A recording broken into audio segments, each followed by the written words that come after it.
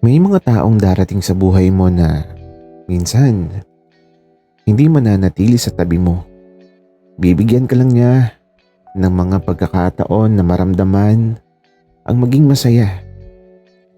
Subalit sa dulo, maglalaho siya sa paraang hindi mo nakikita.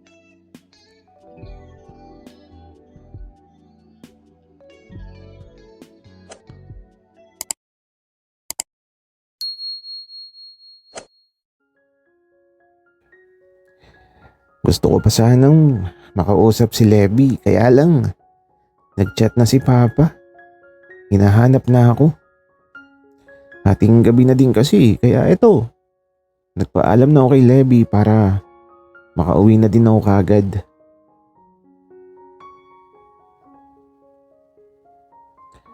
Levi, alis na ako. May iwan na kita ha. Hinahanap na ako ni Papa eh. Ubusin mo yung turon ha. Wika ko habang si Levi nakangiti lang siya na nakatitig sa akin.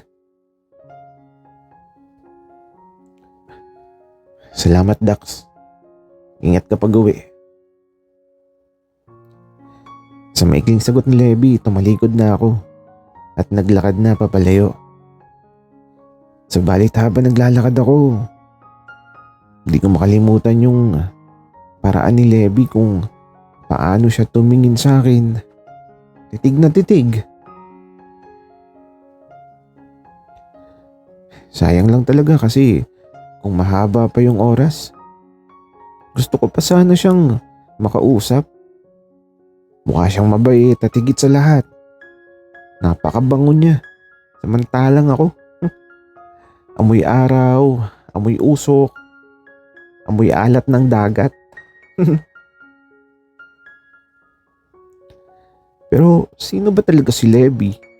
Nakakapagtaka na bigla na lang siyang sumulpot sa isla. Kaya naman nung makauwi na ako sa bahay, eto, nagkakape si Papa nang makauwi ako. Tapos may pinapanood siya sa telepono niya. At aba, paglapit ko, Diyos ko, mga bawal sa bata yung pinapanood niya. Mga digmaan at laban na sobrang bawal sa bata. Alam niyo na yun. Papa, bakit gising ka pa? Ating gabi na. Hindi ako makakatulog anak. Tapos hating gabi na di ka, di ka pa nakakauwi. Ano bang mga ginagawa mo sa labas? Baka mamaya puro ka kalokohan ha. Baka mamaya abutan ka lang ng 150 maghubo ka na. Papa, kadiri. Di ako papatol sa 150 na yan. Pero Papa, alam mo ba, may nakilala ako sa tabing dagat. Sino naman yun anak? Maganda ba? Sexy? Maputi? Baka mamaya may asawa na yan ha? Papa, kalmahan mo lang. Lalaki yun. At halatang di taga dito. Baga. O siya, matulog ka na anak. Opo Papa. Ikaw din matulog ka na. Puro ka panonood ng kung ano-ano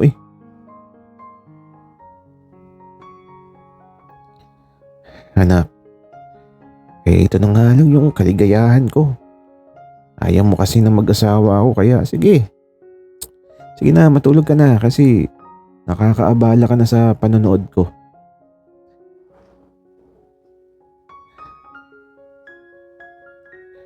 Ay nako talaga ang papa ko.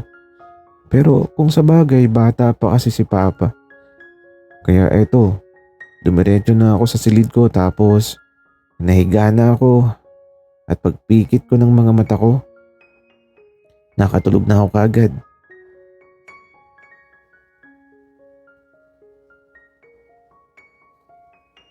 Di ko na namalayan ang paglipas ng mga oras. At sa pagmulat ko ng mga mata ko, umaga na. Pero teka, parang naririnig ko yung boses ni Papa sa labas. Parang may kausap siya. Kaya ito, lumabas na ako kagad. At mula sa harapan ng bahay namin, nakita ko si Papa. Nagkakape siya habang may kasama siya na nagkakape din. Pero teka lang, parang kilala ko yung kasama ni Papa.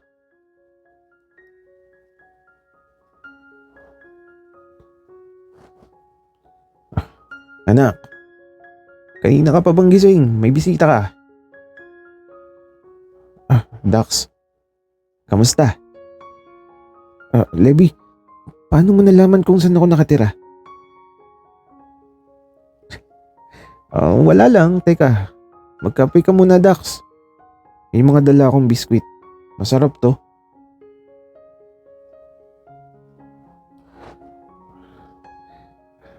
Anak, sige na.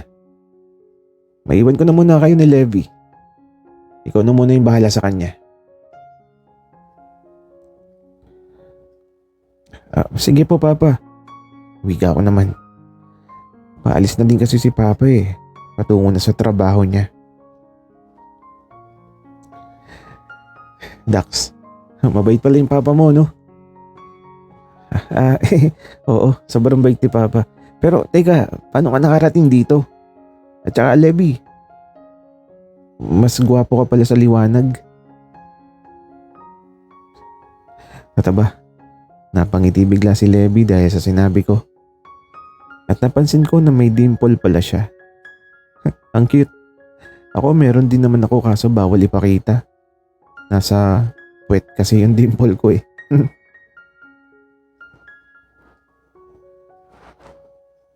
Dax, may papatikim ako sa'yo.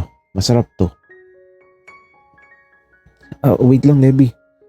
Ano yan? Basta, masarap to, Dax. Ako na yung magsusubo sa'yo. Pero, ipikit mo muna yung mga mata mo. Levi, baka kung ano yan Magtiwala ka lang, Dax. Promise, masasarapan ka. Uwi ka ni Levi kaya ito. Umikit na ako. At ibinok ako na yung bibig ko.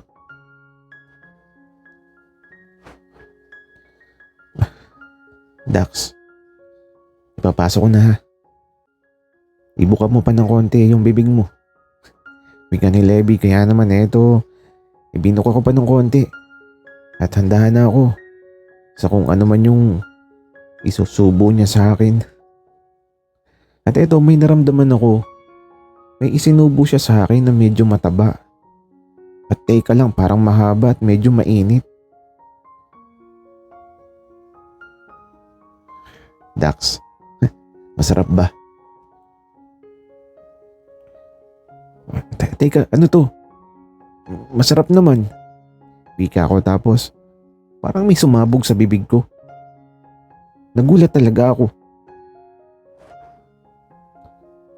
Gagi, ano yun, Levi? Ang sarap. Wika ko sabay bukas ng mga mata ko. Hotdog na madaming cheese. Naputok yan kapag kinakagat. Naputokan ka ba, Dax? Ang sarap, Levi. Gusto ko pang maputokan ulit. Alam mo, walang ganito dito sa isla. Saan nakakabili nito? Doon pa, Dax, sa Banayo. Buti nagustuhan mo. Tsaka pala, Dax, pasyal mo naman ako dito sa inyo. Okay lang ba? Oo naman, Levi. Saan mo ba gustong pumunta? Dax, gusto ko sa lugar na paborito mo. Sige, Levi, pero uubusin ko muna tong hotdog na dala mo. Ang laki masyado. Parang pangalan mo, Dax. Wika ni Levi. Kaya ito, nagkatawanan lang kami. Hindi naman kasi Dax yung pangalan ko. Gusto niyo bang malaman? Pero wag na. Pero sige na, sasabihin ko na. Ako si Piolo, pero mas kilala bilang si Dax. At alam niyo na siguro kung bakit Dax ang palayaw ko.